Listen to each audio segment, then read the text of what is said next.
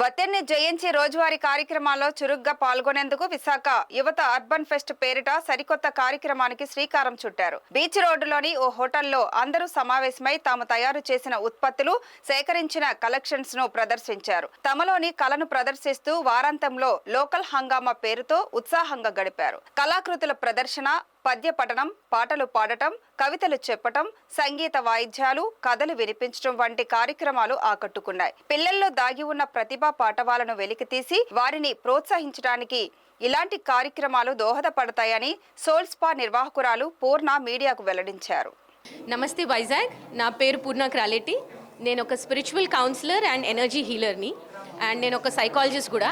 ఈరోజు అర్బన్ ఫెస్ట్కి మేమందరం వచ్చాము to bring out the creativity and bring out the energy of the youth. And వైజాగ్లో ఇలాంటి గెట్ టుగెదర్స్, ఇలాంటి coming together with same thought process అనేది చాలా తక్కువ. So local Hungama, soul spa and many others, Vizag comedians, Vizag writers అందరూ కలిసి ఈ ఈవెంట్ని చేస్తున్నాము.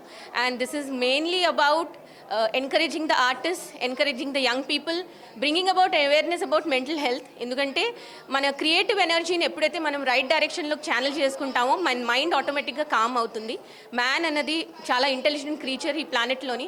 అండ్ ఎప్పుడైతే మనము ఒక డైలీ షెడ్యూల్లోని ఒక రోబోట్ లాగా వర్క్ చేస్తామో, అదే టైంకి లేచి అదే టైం పడుకొని మైండ్లో ఒక రకమైన స్ట్రెస్ స్టార్ట్ అవుతుంది. ఆ స్ట్రెస్ని డైవర్ట్ చేసుకొని మన హ్యుమానిటీని ఫీల్ అవడానికి best way creativity.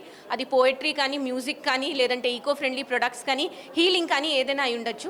So urban pest local హంగామా is all about bringing together people with creativity, healing and happiness.